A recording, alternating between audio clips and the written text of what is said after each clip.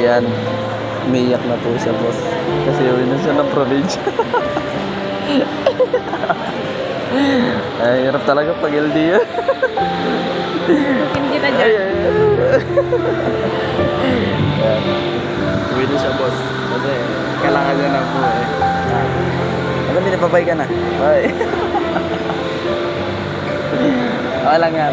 Sa susunod, kasama mo na ako. Huwag ka ba? Huwag ipopost yan na kaya. Okay lang yan. At least Makikita may yan. remembrance ako sa'yo. Aray. Love you. I love you. Oh, bakit Kurt may ganito ka? Kay mama to eh. I love you na. Bye-bye. Love you.